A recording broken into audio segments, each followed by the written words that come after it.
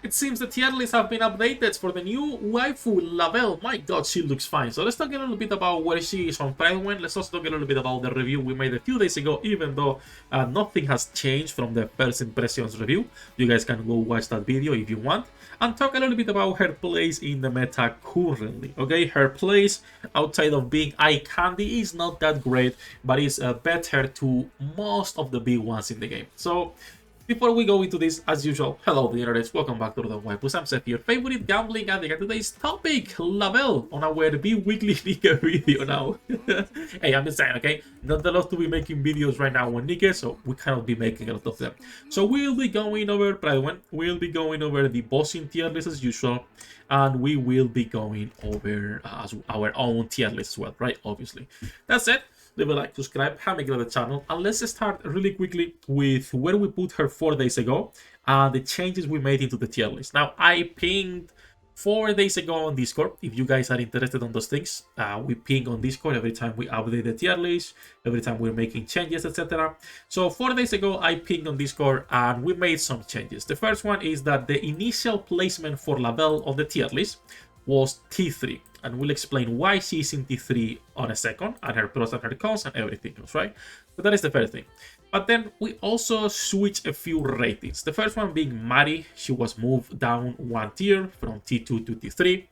The second being Exia Treasure, she was on T3, but she's been moved down to T4 because, to be honest, there is barely any usage for her outside of solo raid. Like, that's it. Nothing else, right? And then the last change going down, which pains my heart to say, it's Doro.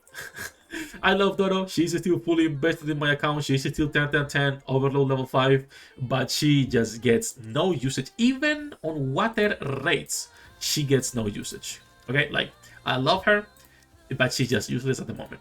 Hopefully she gets a move or a treasure or a character that can help her out a little bit, but at the moment it's just not really worth even using Dorothy. So she's been moving down to T4.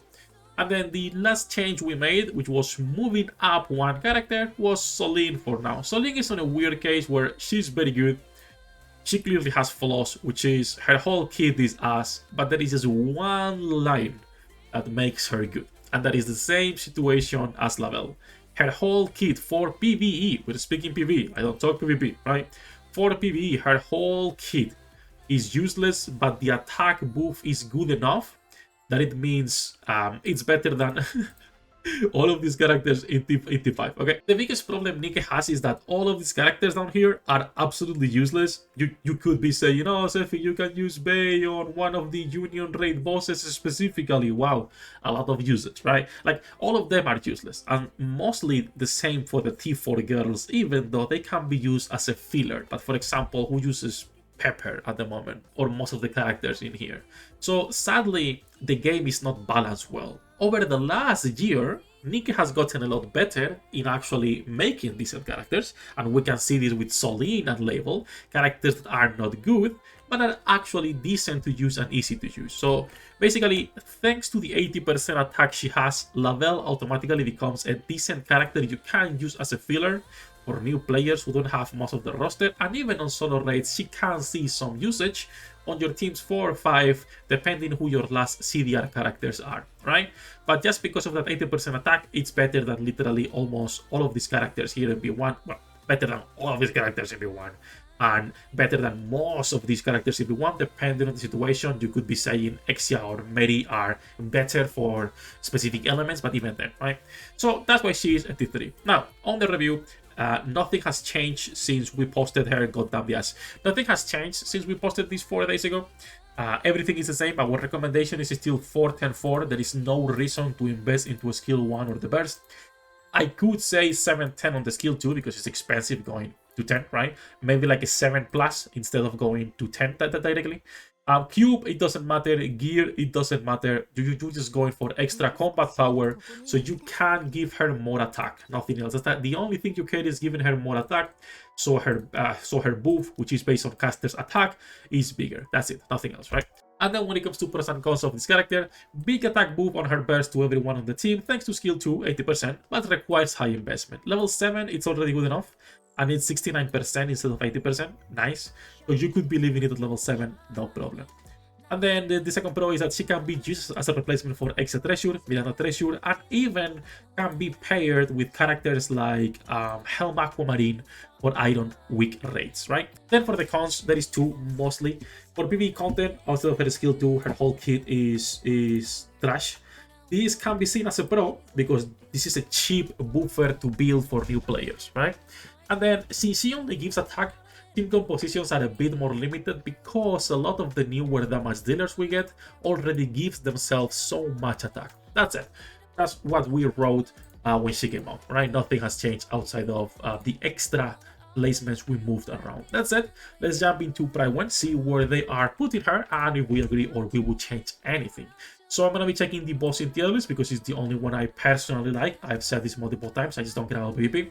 And the story itself, there is just too many variables to see what you're using. So we're going to bossing, and she is, okay, A character, A for story, A for bossing, S for PvP. For bossing at the same level as Red Hood, Solin, Volume, Toph, Tia, Emma, the Killer Wife, and Extra Treasure. Okay, I can see that. I would move some characters up and down, but that's just nitpicking as usual. I'm curious about the recommendations and what they are actually giving her for pros and cons. So let's actually go here and let's go into the pros first. Cheapest unit in 2026.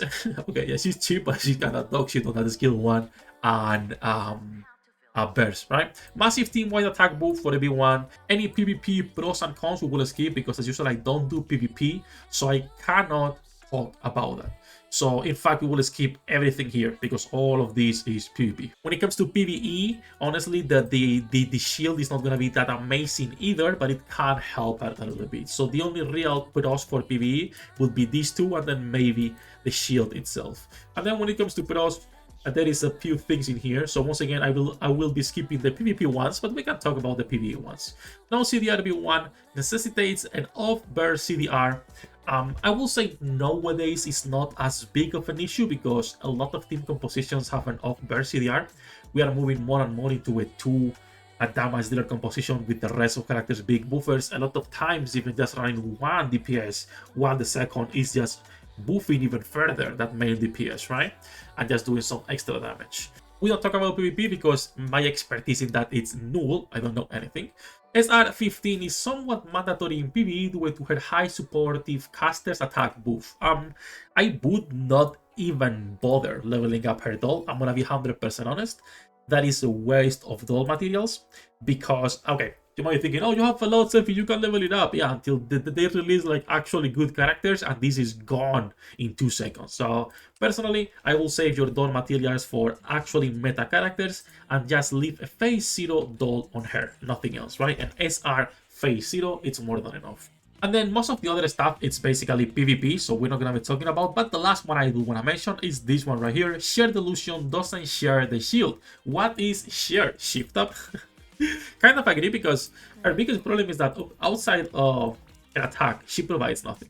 There is nothing else. If the shield was shared on burst as well, on even the max HP as well, she would have a lot more usage and would be better already. It wouldn't change her rating on the tier list, but it would make her a lot more usable just for having that shared shield, right? And you could invest into all skills because you will be getting a nice thick shield for everyone on the team, but I guess they didn't want to make her too strong as usual with shift up, right? And then when it comes to the recommendations for the skills and the cube, where is these investment tips? We are going into a skill investment, a 110-1. Okay, I will say still, you know, like a level 4 for the extra combat power, but that does work as well. When it comes to the gear investment, for LA, 1-2 max ammo, 4 attack. Like I said earlier, it does not matter what gear she gets, and they explain it here a little bit more. And they do have a great point on saying that elemental is the most important because if she's used in PvE, it will be on solo raids. So getting the elemental means more damage for your team. Absolutely agree. Honestly, that's a nice point in there. And then when it comes to the cubes, hey, by the way, what do you guys have with distraction? I'm just asking. I am just asking. I know you guys love distraction. I'm just kind of biased, I guess. I don't like it as much. I feel outside of resilience and bastion, the only other cube that's great nowadays is gonna be the Pierce cube. due to the good amount of Pierce characters we have. But still, great recommendations. Even the tempering one can be used on her. I don't think it's necessary to equip the tempering one for PvE, and let alone the distraction cube, considering her damage is gonna be really low, even on solar rates. But overall, I agree with everything else. Like I said earlier, tier list placements will always be pretty similar amongst most of the websites. It's just gonna be minor changes and nitpicking what we like or dislike. Where is Lavelle? Is she not here yet? B1 Ellie. Okay, she's not yet on Nick AGG, but if I had to assume, she's gonna be either B or A, either with Solene here or with normal Miranda. I feel that Sui is kind of high for combined tier list, but that's just me. That's it. Enough ranting. That's basically everything for the Lavelle final verdict video and where she's placed on the meta. My god, she looks good, bro. Some people were disagreeing with the asset placement, but I feel they are tripping. Look at that. I feel people who said she doesn't have good assets is kind of tripping, okay? I will zoom in on here while I am editing. But I'm just saying, it's pretty good. That's it. Enough ranting. Beautiful people, we are out. We are live every single day. As usual, links in the description down below for all my socials and the website. Good luck with your pool generates, and I'll see you on the next one.